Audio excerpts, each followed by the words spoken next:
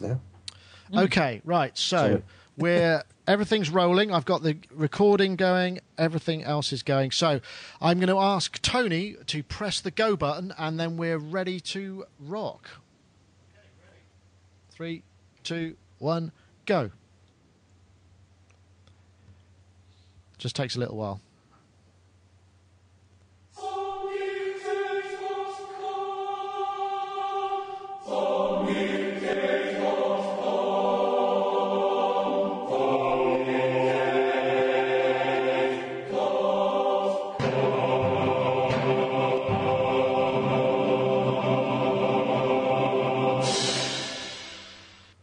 Everybody, welcome to Sonic Talk number 244. This is the week after the week that was. Obviously, last week we had everybody in the room, in the house, and we did a kind of...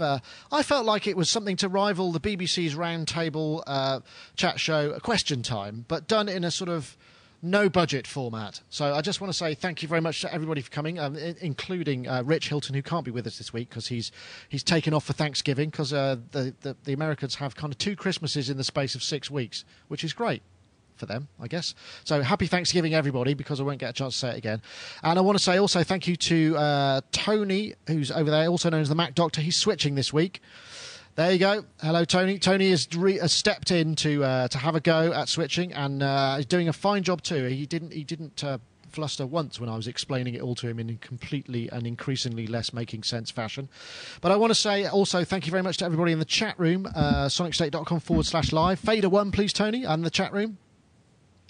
Fader1, there we go. That's sonicstate.com/live. There we go. There is the chat room. We've got a very fulsome week this week, even though we only just started. So thank you very much, everybody.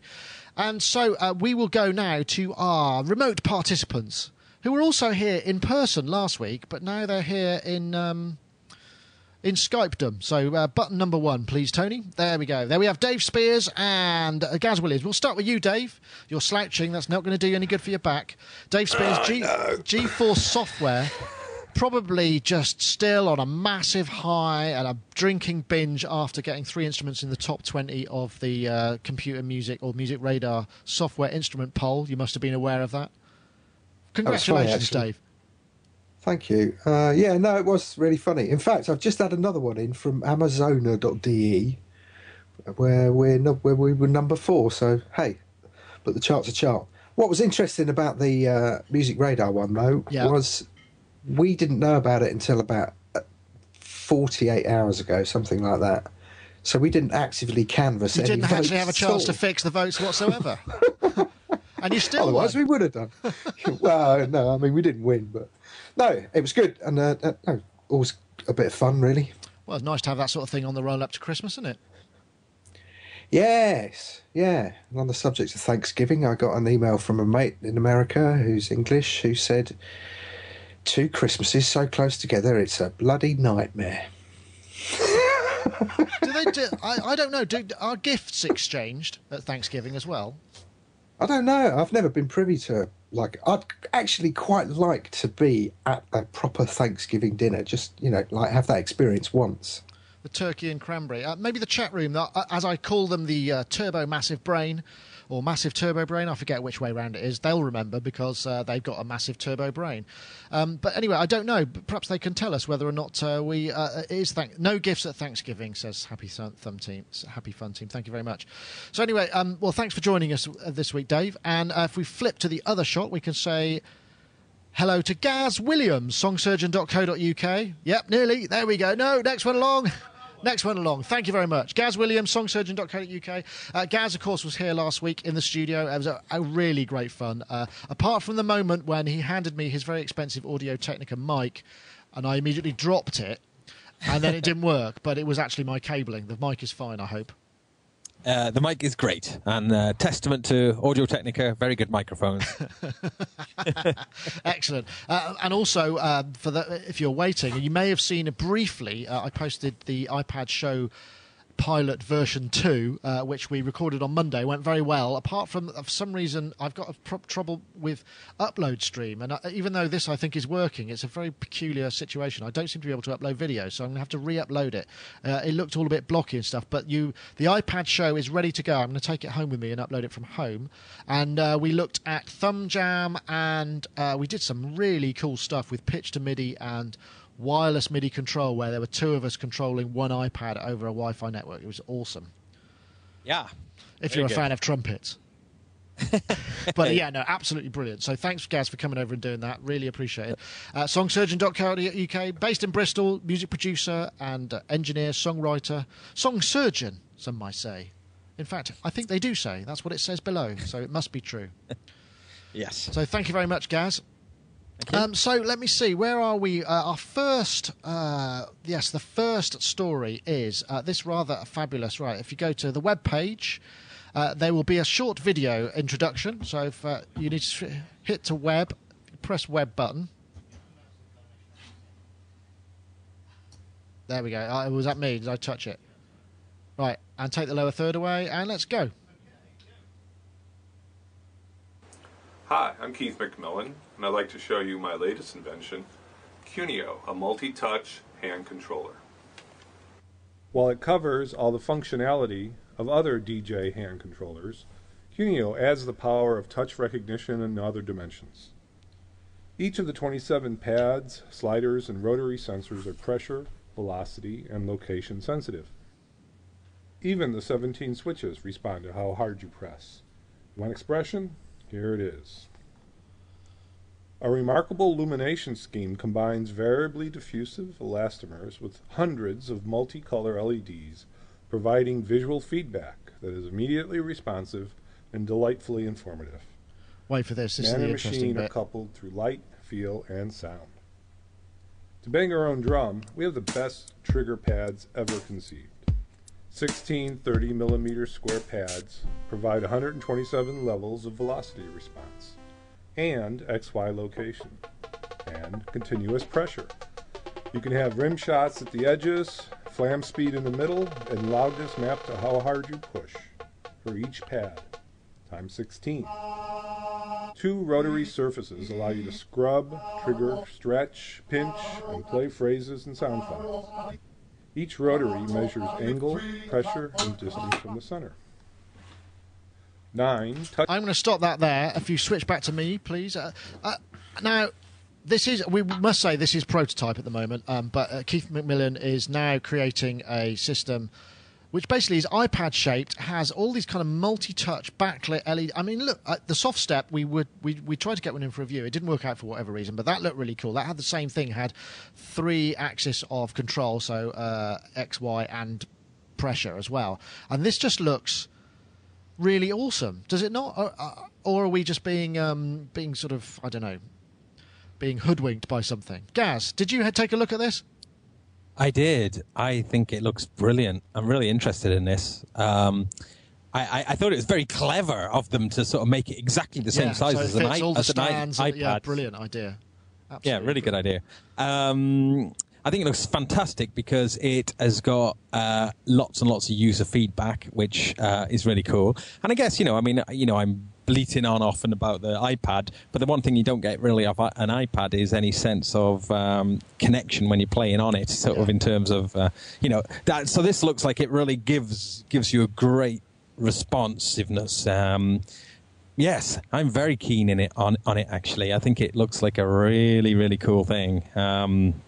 So yeah, it's a Kickstarter project, isn't it? But it looks like it's already more than doubled what it needs. It is actually, Tony. If you switch to the web page a sec, you can see there. It'll just clear. Yeah, there we go. They've 166 backers. They wanted to reach 15,000 goal. They've got 38,492. 47 days to go. So I'm guessing they're going to make it. The idea is, what's quite cool about this is if you pledge, here we go. If you pledge $10 or more, you get a Neo sticker and a personal thank you. $25 or more, a T-shirt. $200.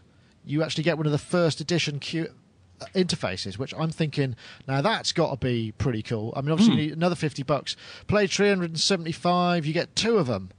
So there's some pretty cool business going on there, I'd say, and it just looks like such a cool thing. Not going to be around till March 2012. Button 1, please. Yes. Very sweet. I want one. I'm going to get one. I think it's worth. I mean, I think, and there's various people in the chat room saying, you know, I think CR78 said he ordered one, can't wait. I mean, I'm tempted because it might mean we'll get one in for review quick. I mean, it's $200 obviously is. It's good to actually get them to do it. What have you got there then? That's a Korg pad control, and it's a very, very good. It's a really good drum controller, but this one looks like it would sort of trumpet really, especially in. Trumpet would not turn it into a trumpet, but yes, I know what you're saying.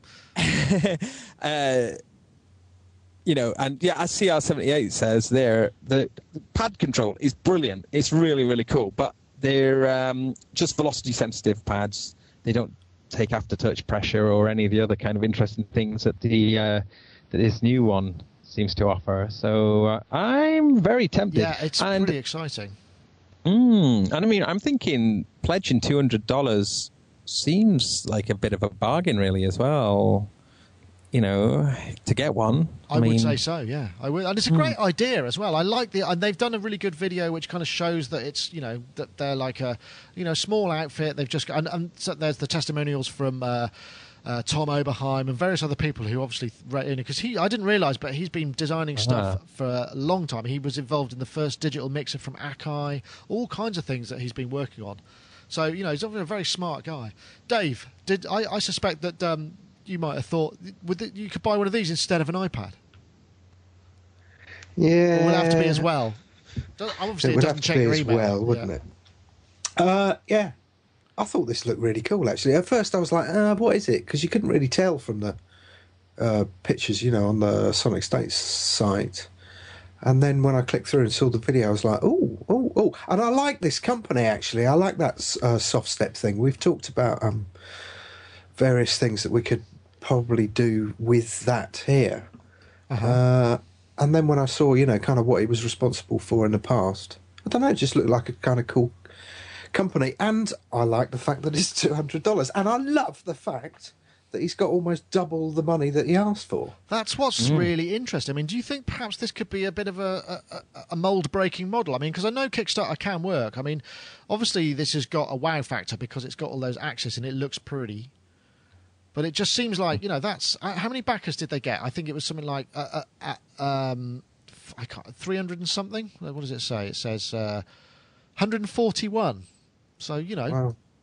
That's all it's taken. So, I mean, I'm sure it must cost a lot more than that to produce, though. I mean, it just means that... I don't know quite how it works with the whole Kickstarter thing, whether it's actually got... you know, whether you pay the money up front, as it were, or whether they contact you when they need it. I don't know how. I've never done anything like that. But perhaps someone in the chat room will be able to tell us. Or perhaps... I was going to say, regarding the Keith McMillan soft step, Diego Stocco, I chatted to him about... I chatted to him about it, and he thinks it's wonderful. He uses a soft step for lots of his interesting projects, and he was quite enthusiastic about it when I communicated to him about it. You know, and I was a little bit skeptical about just how responsive and how kind of controllable they were, and he was saying no, big thumbs up. So I'm assuming that this is going to have the same heritage as that. So so interesting piece of kit. Oh, definitely. Yeah, definitely. And I'm guessing it's going to be one of the first things that I'm going to head for at NAMM. I mean, you know, got to book the tickets this week, really. So I'm going to be heading over to see that pretty much straight away to try and get the scoop on it, because it's something I really want to try. The only thing that I looked a little bit, I think there are less LEDs under it than is implied by the video. Just purely because, you know, you can see them in the corners. But the thing about the pads that look really cool is that, you know, that each zone you can actually have multiple sounds on each pad, which is kind of bonkers. He was playing 4 one in each corner, wasn't he, in the video there? But yeah, I wonder what sort of data it can send. I mean, whether it'll do, for instance, polyphonic aftertouch. I mean, presumably it can. I've not tried the editor with the soft step, so I'm presuming it's got all sorts of fancy ways. Yeah, there is all sorts of. I know John here was looking at it for quite a while, and we discussed sort of various ideas. But just kind of, it's one of those things, you know, you never actually got around to getting one and trying it out. But I mean, again, you know, great price. I think, yeah, we should look at it a bit further when we got a bit of time. Yeah, when there's time. Time, eh? Oh, wouldn't that be nice? So anyway, that was the first one. That's Keith McMillan Instruments. In fact, I think it's Keith. You can find it on Kickstarter. I'll put the link in the show notes because it goes directly to it. So I mean, obviously, if you can fund it, help them fund it, and also get a bargain, and hopefully the first ones they make will be okay. I mean, imagine with something like that, it's all going to be down to the software. So you're going to be fairly safe in buying an early build of it. It's just, you know, you probably want to wait till the drivers update. Ed says in the chat room, soft stuff works great if you are standing, but hard to control if you're sitting. Oh, Gaz, you've gone all affected. You sounded like you were coming from the back of the stairs. Yeah, sorry, my fault. You just can't stop touching it. You're going through presumably your your TC again. It is through Elvis preset. Nice work. Anyway, just quickly to summarise, what do we got? We've got 2 rotary sensors, 16 square pads, 9 touch-sensitive sliders, and switches. I'm not sure how many of those are. 251 multicolour LEDs providing visual feedback, etc., etc. So, yeah, looking pretty good there. So, let's see. What's our next topic? Yes. Now, this is quite a biggie, I think. So, Maestro, button number 1, please. It's really exciting to think about Google and music together because, first of all, I use Google every day. My phone is Android. Anytime anyone tells me to listen to new music, I Google it.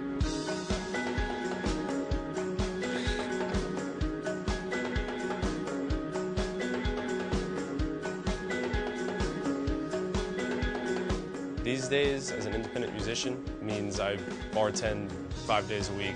Let's fast forward that a bit, get some meat and potatoes. Let's have a look. I definitely think that I could sell more music with a better platform. Google is bringing the music directly to fans now. This platform definitely seems like I'm able to have control. I'm all about... Let's go to button number 2. Yes, there we are.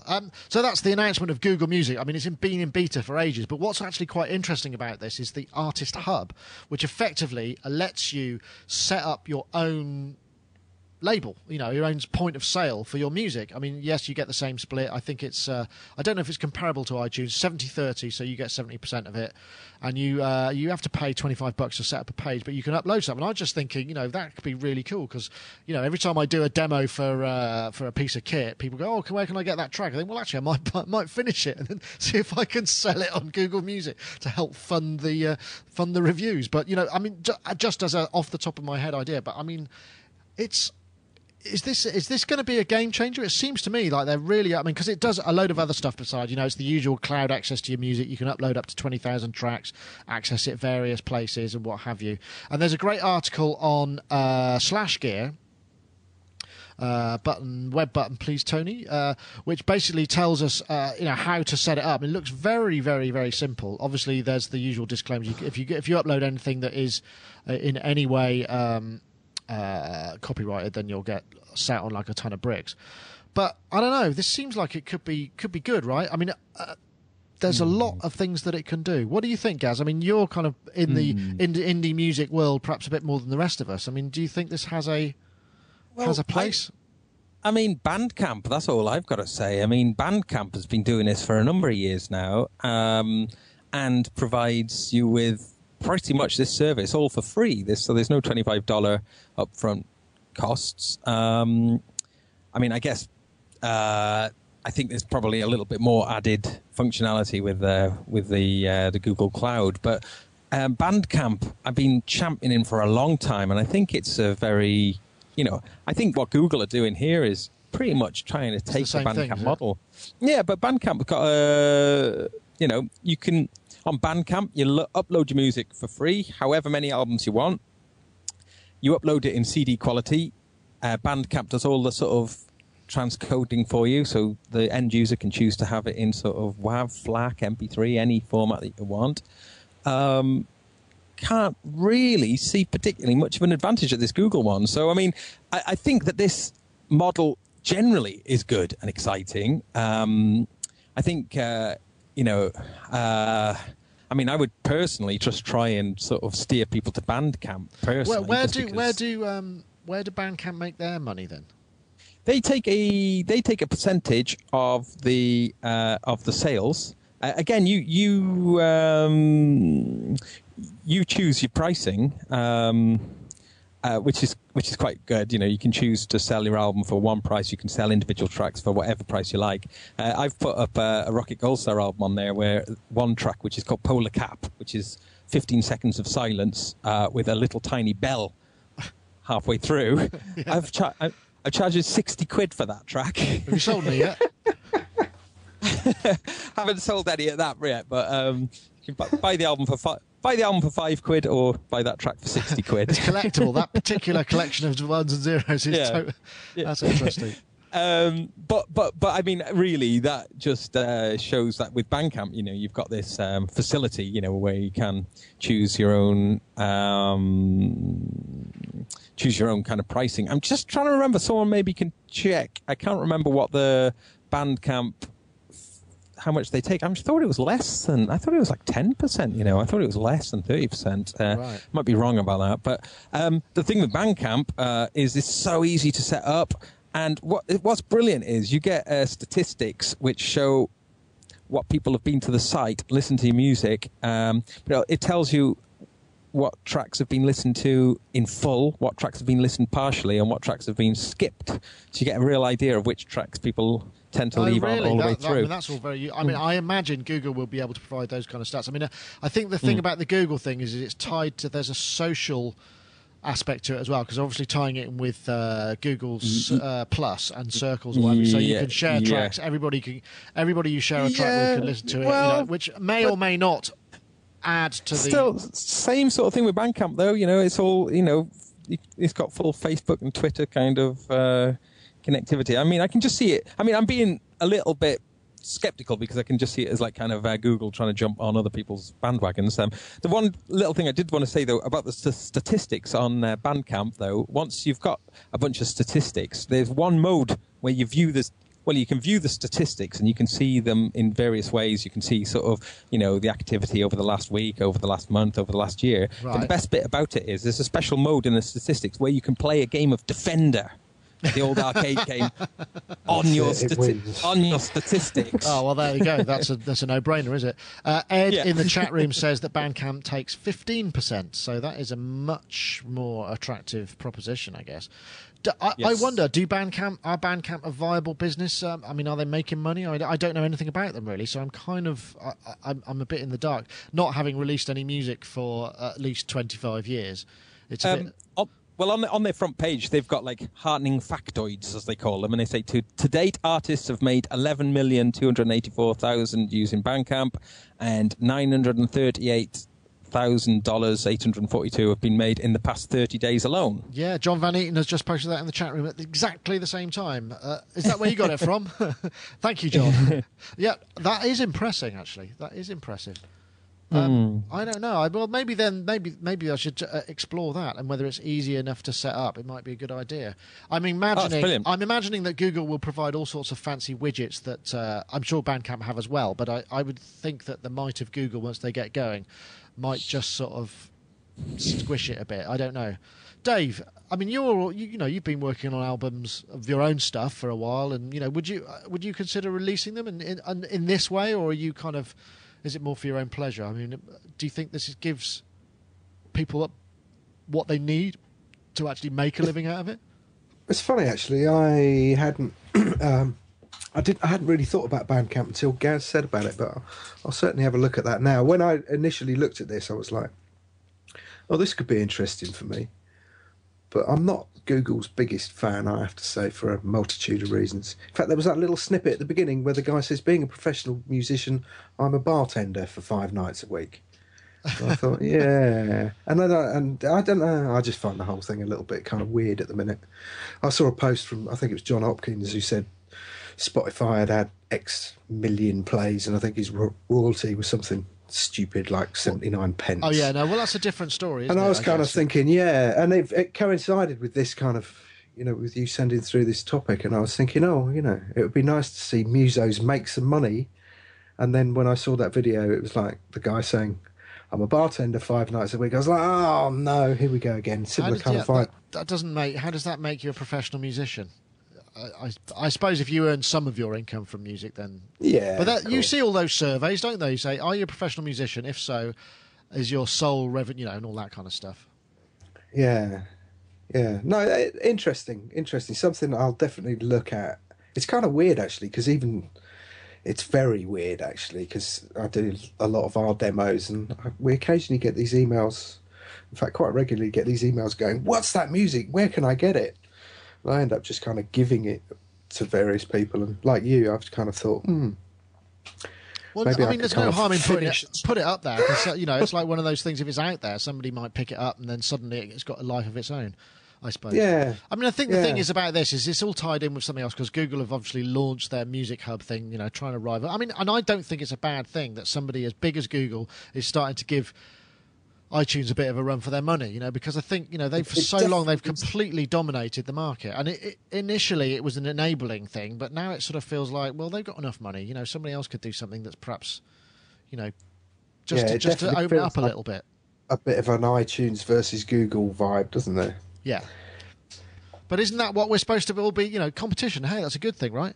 Yeah, absolutely. I mean, I don't know, I've got my own personal... I just think Google have too much info on you, and everybody's kind of running blindly into this company, owning every single bit of info on you.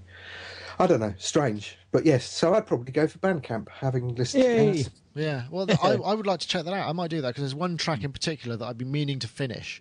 I'm going to finish it. Then I can put a little annotate. Well, the other thing, presumably, if I put it on Google Music, then I can put links in all the YouTube videos that feature that little bit of music, and so people can buy it.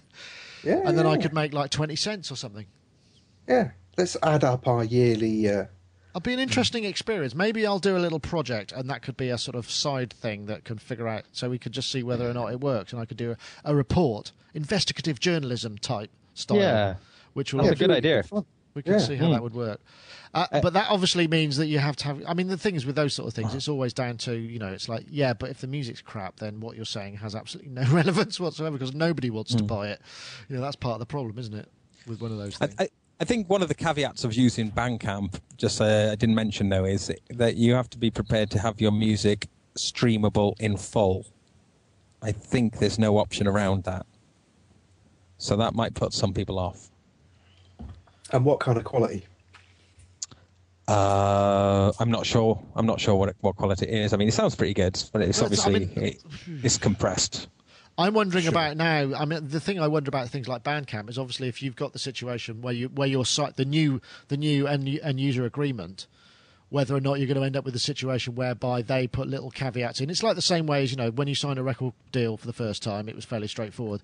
As technology advanced, it was like, hold on a minute. The universe in perpetuity, when did that come in? On any sort of technology that as yet uninvented? Wait a minute. My children, hold on. And I'm wondering whether somebody like Bandcamp are going to be, dealing with that sort of side of things, and also maybe putting a caveat so that they might be able to license to Spotify. Or do you see what I mean? So I would just be a bit cautious about any... I'm not saying that they have. I'm just saying I would like to perhaps have a look. Well, I honestly wouldn't like to have a look. It'd be tedious reading a legal agreement. But I wonder what sort of terms and rights that you are letting them have, certainly now or perhaps shortly in the future. I wonder. Be interesting. So anyway, that was Google Music, and I suppose we could probably go to our advertiser, because it's always nice to hear from them when they are so generous. A Yamaha showed up this week, actually. Maestro, if you would care to press Add button 1. Hello, and I want to say thank you very much to our show sponsors. Of course, Yamaha are a continual sponsors of the show. They want to tell you about the Pocket Track recorders, 24-bit 96 recorders. There's two of them, the C24 and W24. C24 is probably the smallest one that you can get. 57 grams, absolutely tiny, 4.5 seconds startup time. So you carry it in your pocket, you're going to grab something pretty much straight away. One of the fastest startup times. Also, comes with Cubase AI. You can record gigs and gigs of sound in there. XY microphones. There's also the W24, which has a Wi-Fi, infrared remote control, which means that if you're perhaps recording a gig or somewhere when you want to put it up on a mic stand out of the way, you can control it without having to climb on a chair and spill your drink on the heads of your gig people, or control it from the stage. So some very useful features. 24-bit 96K PCM, 38-hour PCM recording. You just put mini cards in it. Comes with Cubase AI. Lots of things going for them, both of these recorders, and very reasonably priced as well. So what Yamaha want you to do is head over to YamahaDownload.com, YamahaSynth.com, and see if you can find the location of your nearest Pulse store, which is kind of a larger Pulse store, Yamaha store within a store, and they like to have them in stock. Take maybe a memory stick along with you, copy some sounds once you've recorded, take them home, have a listen, and then when you buy it, tell them that we sent you. Same in the US. Any of the major dealers should stock these. Go and check them out. The Pocket Track recorders, C24 and W24. Great value recorders. Thank you very much to Yamaha for their continued sponsorship of the show. So, well switched there, actually. Very well done there, Tony. Nice work. So, what's up next? Let's have a look. I've done Google Music. Oh, yes, this tabletop version 1.2. I think this is video 2, if you don't mind. No? Was that video 2? There we go.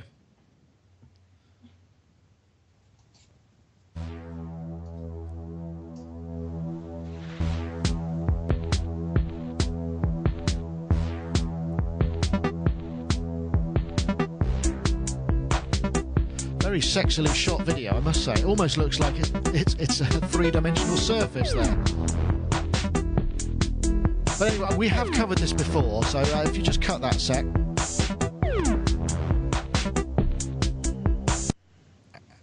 I think, and we have covered this before, this is the Retronym Surface. Actually really quite cool. It's just had an update, version 1.2, syncable devices. Later on in the video it shows two of them synced together, like one with a deck on each and the clock going from one. It's really some very innovative stuff going on there.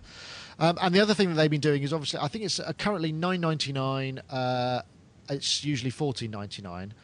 But obviously they're kings of the in-app purchase, which I think is... our website, there were some people who are saying they feel a little bit kind of like it's a bit of a land grab. In fact, if we go to the web page, shop, these are all the devices, up to 22 devices. Gridlock sampler, RS, these are all included in the initial purchase, but then you start to get all these little ones like delay effects, and they're kind of $2.99, $3.99, and you can start to sort of put in little mixers. So you could spend quite a lot of cash on top of your initial purchase. And personally, that's probably quite a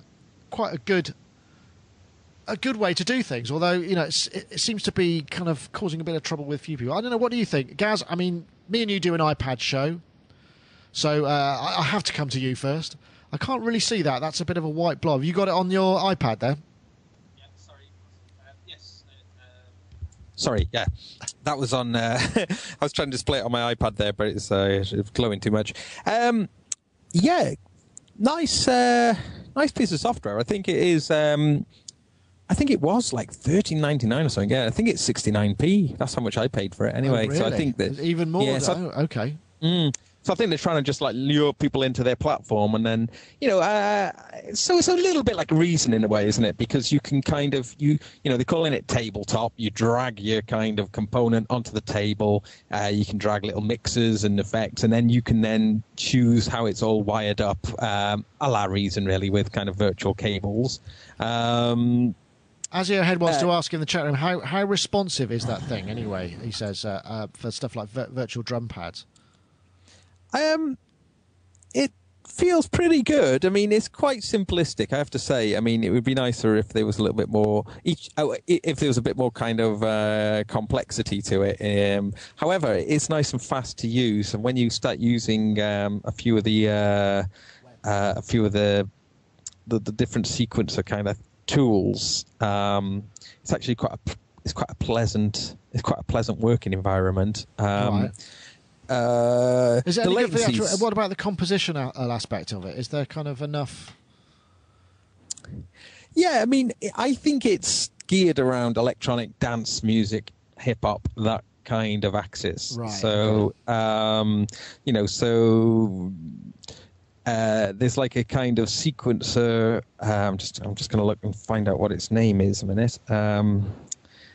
Yeah, so, I mean, definitely geared around dance, so it's sort of pattern-based and yeah. Pattern-based, absolutely. And so if you like working that way, I think you'd probably really enjoy working with this. But it's a bit funny in a way, though, that some of the things you would expect to be built into it are optional extras. For instance, you can drag onto the tabletop Spinback, which is like a turntable player, right? Which is included in it, but the crossfader is an extra $1.99. Right. Okay. Yeah, Spinback. Here it is on the webpage. Actually, just go to that. So it's it seems it's interesting, and in that you customize it and you can buy more things to sort of add more power and whatnot to it. But yeah, I mean, well, it's very stylish. I would say that, right. and it's got a really crisp look about it, and I think the graphics and the. Do you think that's the appeal of a lot of these things, though? I mean, we're in some ways we're buying into the style aspect, So in some respects, what's actually happening is you're getting these brilliant object designers that make them look nice. I mean, I haven't used this, so I don't know. I can't speak for how quality they are, but they imply a lot more quality just because they look so nice and they've got the lighting effects really good and the 3D shadows and all of that sort of business. Yeah, I mean, I think it makes it definitely adds to the appeal quite a lot. I think one of the nicest parts of tabletop is the thing called the tone matrix, or the Morks or something, tone matrix, which is a little bit like a Tenorion type of affair. Yep, I got that. Yeah. That's included in the release promotion. It is.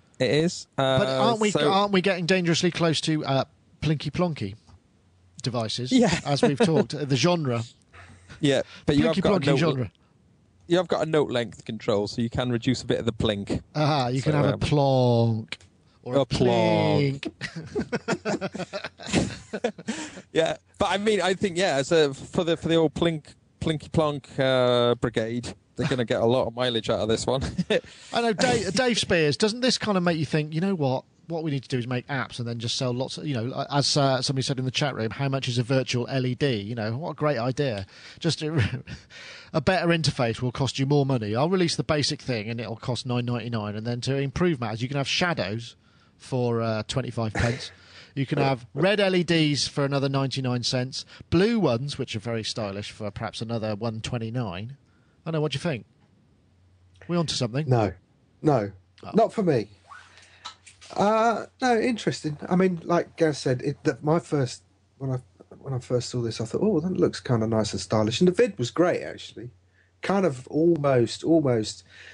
I kind of want to buy an iPad, but I've yet to find that kind of killer app. And I keep downloading all sorts of nonsense for the iPhone, and I'm just I'm almost desperate to find that killer app that tips me over the edge. The Animo thing came reasonably close. Thumb jam.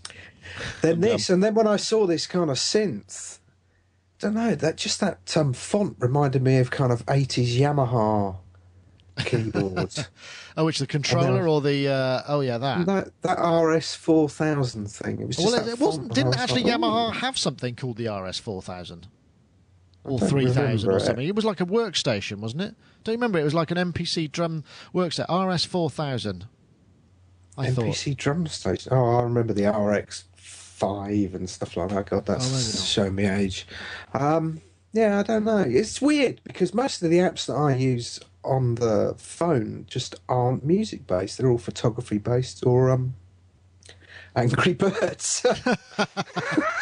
Well, it's nice to Angry know that Birds you're can keep me reflecting the amused for majority. hours. Yeah. Well, I must admit, I'm very impressed with your fortitude at not getting an iPad yet. I mean, I've been tempted to get an iPad too, even though I don't really need one. But I'm the same. You know, I haven't embraced it in quite the same way that Gaz has, and I haven't found it as useful as Gaz has, and that's why I'm kind of.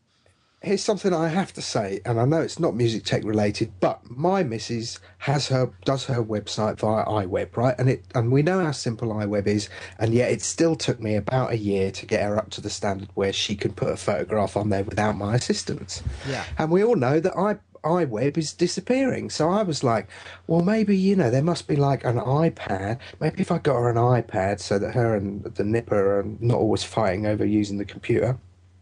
If I got her an iPad and she could do her web design apps, she could do her web design and updates and stuff on an app.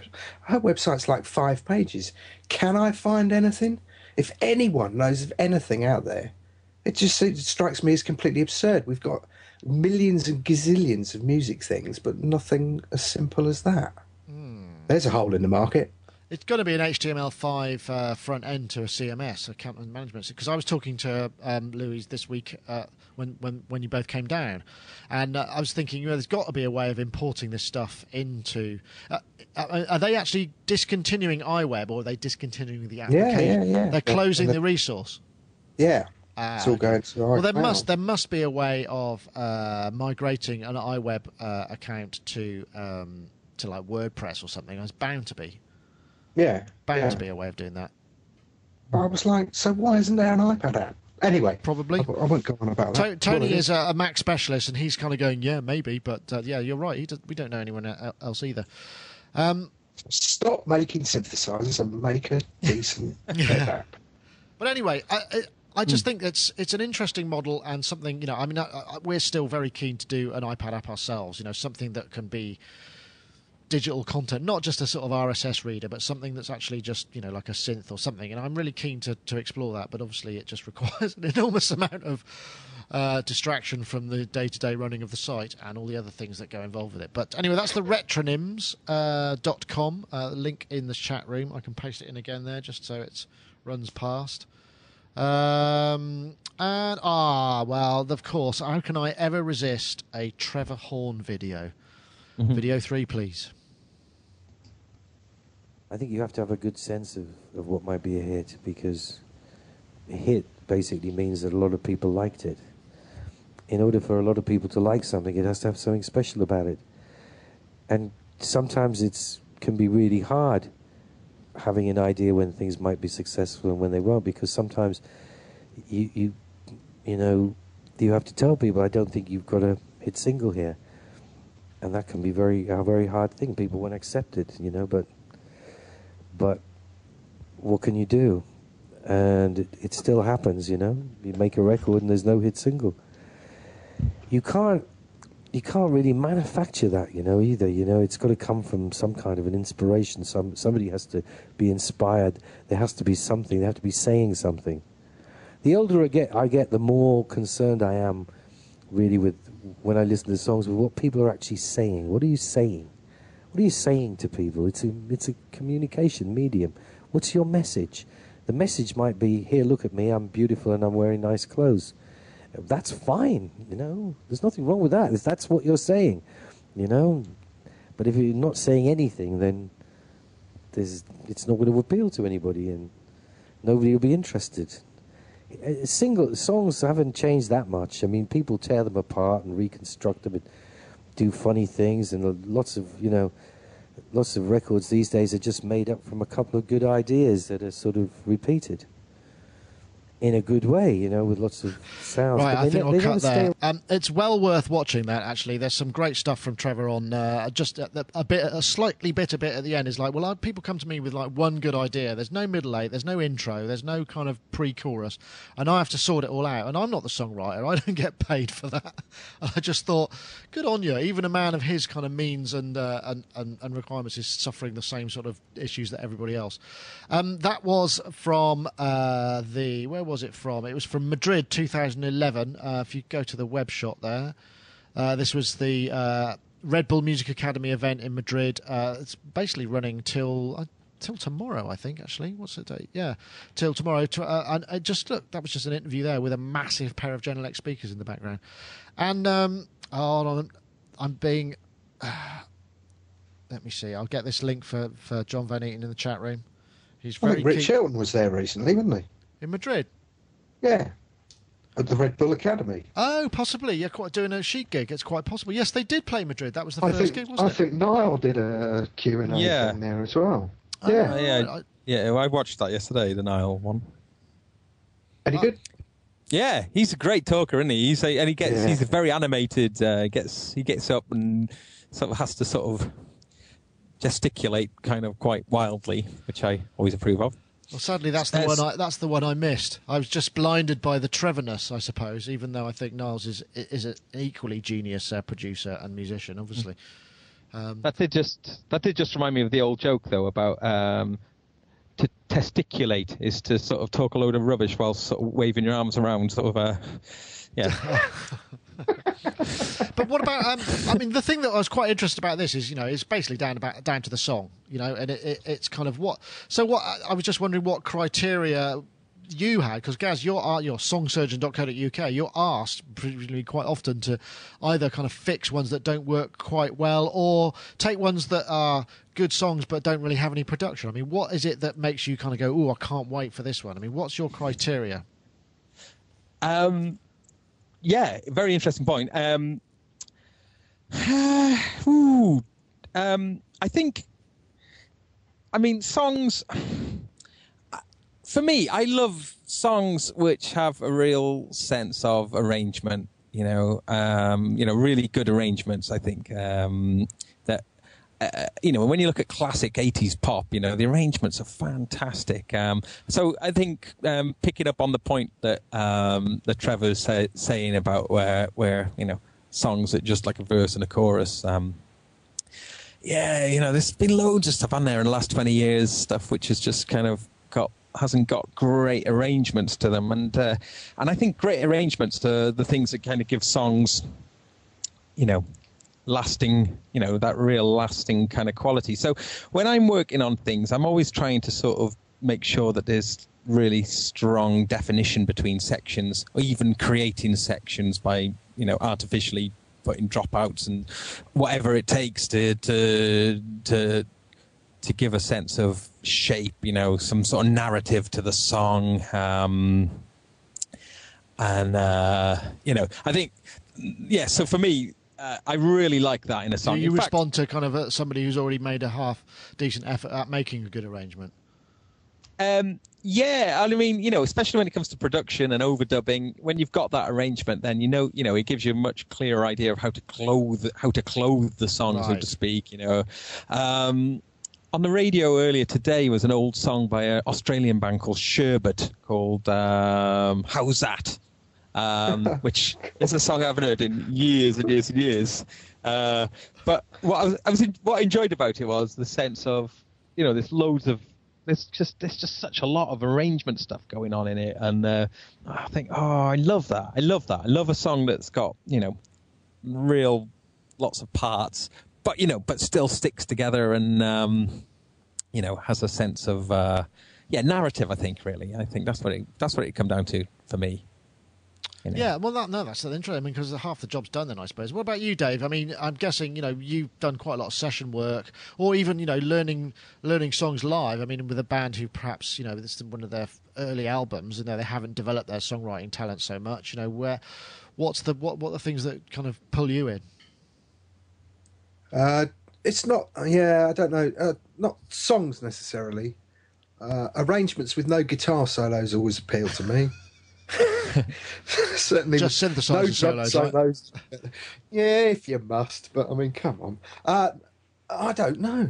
I honestly don't know. I've been thinking about this since I actually looked at the topic this morning and went, I don't know what appeals to me about a song. The voice, I think, and lyrical content more than anything else. It could be, really simple arrangement for me, and if the voice grabs me, that's it. Which is kind of weird, actually, because I think Chris said that he doesn't actually listen to any of the vocals or the vocals, what the words are, effectively. Right. He's always listening to melodies and stuff like that, and musical content. Interesting. Because I always find, I don't get it so often these days, but there was a time when I used to get sent demos for various reasons, or tracks to kind of, can you remix or whatever. And I'm terrible because the first time I hear something, I usually hate it, whatever it is, unless it grabs me in the first place. If it's sort of, listen to this, I go, oh no, but then it grows, and then then it might be something that grabs me, like say, there's a bass sound or a riff that just really kind of speaks to me, and then as I hear it more often, I start to develop. I get into the lyrics and I get into that whole side of it as well. But I love stuff that grows. I mean, that really is. I find that less and less now, don't you? It's either kind of everything has to be kind of immediate, and it's very rare. I'm trying to think. The last album I bought, there was an album not that long ago, and I thought, oh, this has really kind of grown on me. I can't remember who it is. Fungus. Sorry. Mould. I think it might be that Everything band, Yeah, brilliant. And when I started to kind of, at first it was like, blimey, this is kind of pretty unique and pretty original, bit proggy, bit kind of punky, and then I just kind of got more and more into it, and I love the guy's lyrics and style and stuff like that. So yeah, maybe it's that album. Interesting. Sufjan Stevens, do you know him? No, I'm a complete, I just don't know anything. I mean, Sufjan Stevens, fantastic, and he's written some unbelievably brilliant songs. Yeah, Illinois is CR78's in. In fact, there's a song on Illinois called John Wayne Gacy, and it's a song about the serial killer. And it's, if you read up the about that particular horrible serial killer. I mean, is there any other type of serial killer than horrible? But and then see how he's interpreted the story in lyrics and in the arrangement of the song. It's absolutely incredible. It's wonderful. I'm not quite sure if I'm going off topic here, but but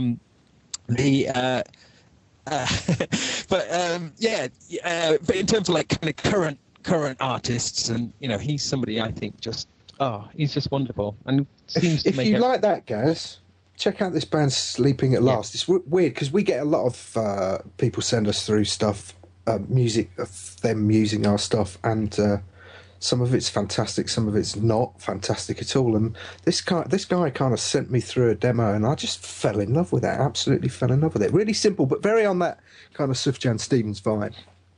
He was going to do an album per year, wasn't he? On each state. Yeah, he got 2 states in. And I think has abandoned it now. That's going to take you a while. And it was interesting because this Sleeping at Last guy did an EP every month for a year, and I kept waiting for the quality to kind of drop, and it just didn't. Anyway, off topic.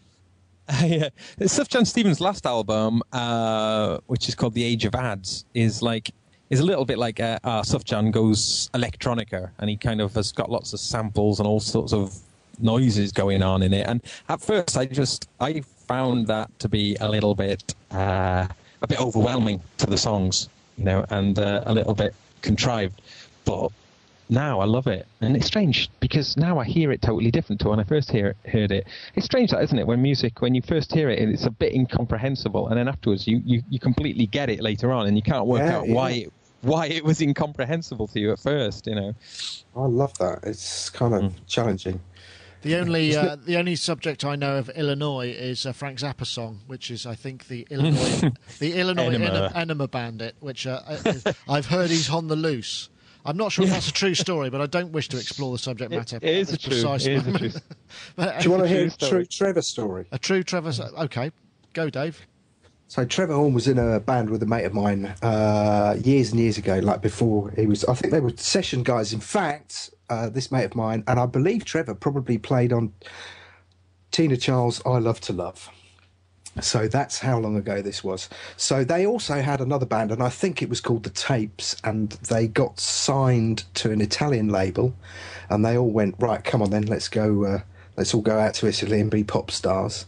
And Trev said, nah, do you know what, I don't think I'm going to do it. I think, and they said, well, what are you going to do? You know, come on, you're knocking on a bit, unless this is kind of our last chance. And by all accounts, he went, nah, I'm thinking of getting into production. And they said, what, at your age? And they went to Italy to become pop stars.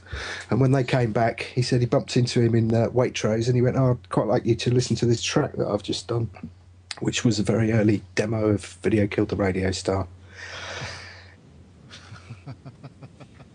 Excellent. Thank you very much, Dave. I'm just trying to think what we got now. Have we got any more topics? I can't even recall. Oh, Vince and Martin Gore, Electronic Supergroup. Oh, yes, that has to be just there's a video. Actually, what's that? It's going to be video 4. Why not? Let's have it. This was a little video that was put together by. I put it in here. Trans-Siberia. It's an homage to Vince. Lots of pictures. I think actually the track is Vince, but I'm not entirely sure. Anyway, that's enough of that. Actually, before we go there, I should probably just quickly say a thank you to Mac Pro Video, because they're also a sponsor of the show. So if you just hit the web and the last fader. That's it. And the web button. That's it. Excellent. Mac Pro Video, I want to say thank you for joining for joining us in a sponsorship kind of way. As we know, they do lots and lots and lots of audio and other applications, video training videos, if you see what I mean. And we can now give you 20% discount. Just head over to sonicstate.com/MPV. Last fader there, please, Tony. That's it. sonicstate.com/MPV. That'll bounce you over to their website where you can save 20% on any single downloads for the tutorials. In fact, as Rich Hilton said last week, there's a really good Pro Tools 10. They're right in there with Pro Tools 10. So if you're thinking of making the jump, that might be a good thing to check out just to see if it does all you'd hoped it would. And if not, there's all sorts of other things. You've got Cubase, you've got older Pro Tools, Logic, Reason, Record, the whole gamut. So once again, 20% savings, sonicstate.com/MPV. Just head over there. Thank you very much. So yeah, that was the news that there's Vince Clarke and Martin Gore electronic supergroup called VCMG. I'm not entirely sure electronic music supergroup is quite the right term, but it could be interesting. It does rather, although there were some quotes in the Synthtopia page which were a bit disturbing. It sort of sounded a bit like, you know, your aunt trying to be groovy, which was if you read the quotes, it has all the indications of a slightly out of touch aunt talking about what the kids like, but hopefully it'll be awesome. I'm not sure if that's the case, but they're going to their first EP is going to be called Spock, and that'll be coming out November the 30th on Beatport, wider distribution December the 19th. So something to look out for there. I mean, I'm a big fan of Vince Clarke. I'm not sure if I know about his dance music. I mean, he's kind of well known more to me for pop. Martin Gore's a bit more of an interesting. He's a lot darker, isn't he? He kind of does some very dark and unusual sonic world, whereas Vince is perhaps a bit more shiny and squeaky. So it could be quite an interesting re-collaboration, because of course they initially started out in Depeche Mode over 30 years ago on the first few singles. Dave, you excited about this? You put your pre-order in? No, not particularly. No. Oh no, you're more of a old jazz funker, aren't you? Not much jazz. That's not strictly true. I like my techno and my dance. I've got very eclectic tastes. No, I thought it was interesting, but you know, I'm not a mammoth fan of either of them. I'll tell you what. I mean, I like, you know, Vince Clarke's ability to conjure a melody out of thin air. Out of an arpeggiator. Yeah. Yeah, and he's very good at that. You know, I've liked some of the old Yazoo stuff. I didn't really. Anyway, yeah. But no, it'd be interesting. I just wondered, actually, this sort of raised more of a question, which was, what kind of? I mean, we're talking electronic what would be the supergroup? Assuming that's it's a bit of a crap term, but what would be the collaboration you'd most like to see out of two electronic artists? How about that? Oh. Putting you on the spot. Gaz is holding his mic up, so I'm guessing he might have something to say while Dave can think about it. Ooh, oh, I'm on the spot now. No, pass. That's gone. It's funny though, isn't it? Because I can't recall any sort of any kind of what's the word I'm looking for? Precedent for an electronic supergroup. I suppose electronic. I reckon Aphex Twin and Jean-Michel Jarre.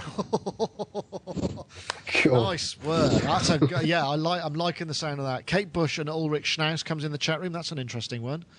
Let's have a look. Erasure and ABBA. Yep. Interesting. Kate Bush and Ulrich Schnaus. Yeah, that sounds very nice. I tell you what, I'd look. Ulrich Schnaus and what's the name? Liz Fraser from Cocktoes. I'd like to hear that. That'd be interesting. In fact, I don't know if you heard, if you've been watching the terrible X Factor that we're being subjected to in the UK here, and I can't get away from it because my daughter likes it, and there's only one telly in the house, and I can't be bothered to move off the sofa. My excuses are wearing terribly thin now, but they have done a version of who was it? Somebody's done a version of Teardrop. That's right. It was the Children in Need thing, and it was a collective of sort of young youth artists and rappers and what have you, and they did a version of Teardrop, which sounds ghastly, but it really held up well just because it's such a great song. Which is Liz Fraser and with Massive Attack. So I suppose actually there's a winning combination: Massive Attack and Liz Fraser. But we've already had that one. We had that, yeah. I'll tell you what, Carl Hyde, definitely. Rick Smith, definitely. I mean, this is all obvious. Henry Rollins, Trent Reznor. Let's think. Who else? That'd probably do me. All on a drug-fueled mission to just dance. do it in a weekend. This topic hasn't quite got the legs I was hoping for. But, you can't win every single one. I don't think there's anyone else. Yes, if you could choose any... I've asked that question, and I'm probably... I'm not. Those are pretty much the answers I've got. But that seems like a kind of quite a good position to pause the show and say thank you for joining us. I appreciate it. As always, you spending your time on a Wednesday afternoon with us. And we wish all you guys in the US a happy Thanksgiving. And I hope you get your time off and spend a bit of quality time on the sofa with some festive treats and enjoy all of that. And then I guess it's dieting till Christmas, so you can do it all over again. But what can I say? I'm, in fact, this week, my special treat is Thanksgiving tomorrow, Thursday. It is, isn't it? It's a Thursday. I'm going to Longleat to a drinks party with Lord Bath on some works do for Jane, my partner. She's been invited for some travel bash, so I'm going to go and swank around Longleat House. That's He's supposed to be quite a character, isn't he? He has. He's got several. What do you call them? Wifelets. Yeah. He's I like him. Not a monogamous fellow. I said to Jane, "Don't dress up too much. You never know what might happen because we're not married. He might talk you into it. Have you seen the lions? Yes, would you like to come and see my etchings, young lady? Anyway, no, that is getting well out of hand. Anyway, Dave Spears, g4software.com, thank you very much for joining us. Always a pleasure to have you. And once again, congratulations on your top rankings on the Music Radar top software synths. Do you know what? When that came through, we could hardly contain our complete indifference. I know that's disingenuous of me, but we were like... Somebody sent me a thing through saying, well done. And we were like, great. I don't know. Yes. Well, anyway, thank you very much. And thank you very much for last week. That was absolutely brilliant. It was a real, really, really top vibe. And, happy Thanksgiving to everybody, really. And, well, thank you, Dave. And also, Gaz, thanks very much for joining us. I promise I will get that iPad show up today if it kills me. I've got it on a memory stick, which I'm going to take home and try and upload and see if that works. But thank you very much for joining us, and really appreciate your time as well. So, thank you. Yeah, thank you. Thank you. Okay, so that was Sonic Talk number 244. Gosh, we're heading towards 250. This might be some kind of milestone. That's going to be around Christmas time somewhere, isn't it? That'd be interesting. Anyway, thank you very much. And that's going to be it for today. I might insert at a later date a play out with one of our other tunes from... let's see if I can get it now, actually. I'm going to do that just because I can. Because I promised I would use some of the other fantastic tunes that have been sent in by all the people who entered the competition. Let me see. I'll have to sign in. I haven't prepared this. This is something that obviously a lesson to myself. Please prepare in future to actually do this properly. So we'll just pretend that we'll pause the video or something, and then I'm going to play. Let me see who I'll play us out with. I'll pick up. Come on, log in then. Let's go. Oh, I can't type when I'm doing this, can I? That's my problem. How do you think this is working? This is pretty scintillating live. Pretty scintillating live stuff, don't you think? I'm very proud of myself. Let's have a look. My tracks, my sets. Let's see. Who shall we have? Let's have... I think we'll have second place. This was Dave Chicks. Should come in now. Sonic Talk.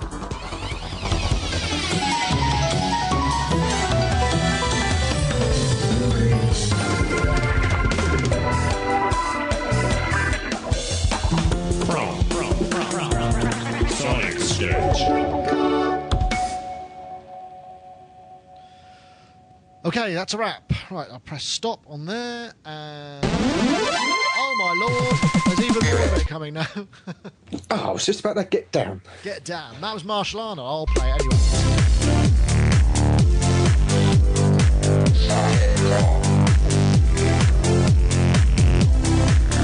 Yeah, mind your shoulder, mate.